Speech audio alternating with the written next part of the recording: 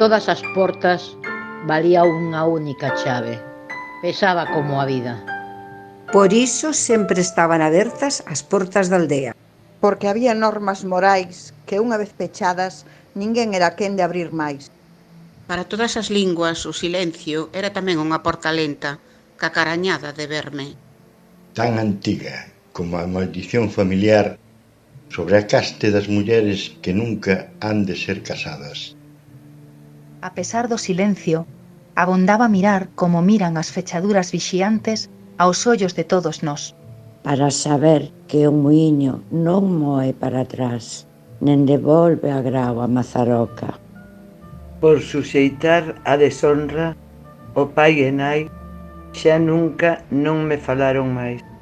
Eu nunca souben quen dos dous botou a chave que pechou tras de min a porta do mundo. E me obrigou a saír sen encontrar a saída.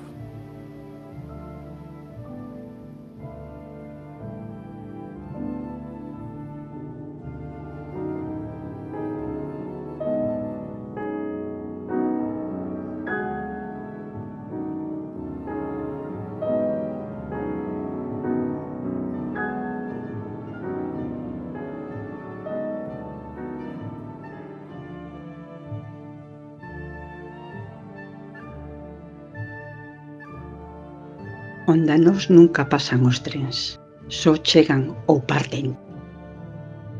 Por iso tamén somos nós a nosa última estación, noso amor definitivo. Así podemos marchar no único sentido posíbel. Ou esperar o avalo dos viaxeiros para sentirnos expandidos. Nas miradas extrañas que chegan arrastrando as bambalinas do mundo. Onde nós non hai nunca outro destino que ser un anónimo fin ou un glorioso comezo. Mais alá somente o mar e a incertidume da luz. O extremo, o abismo, o espello detido en nós.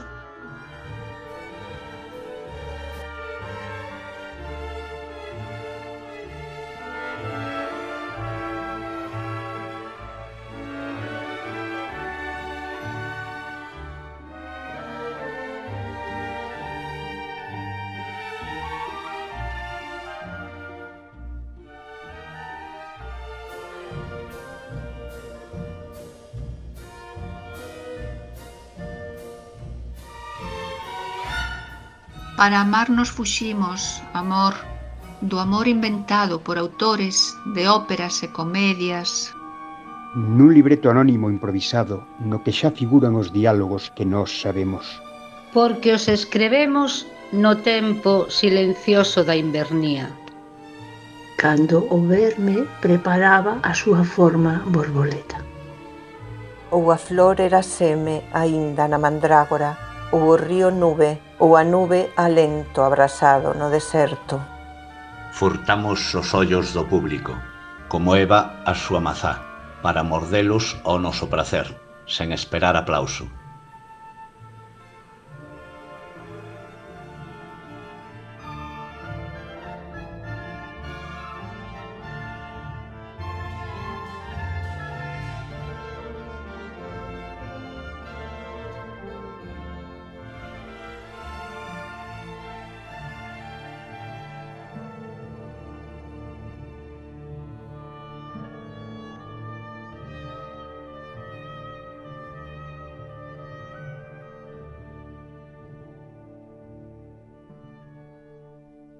Isto é poesía, un ruído provocado, non ornamento arabesco para as puntas dos dedos.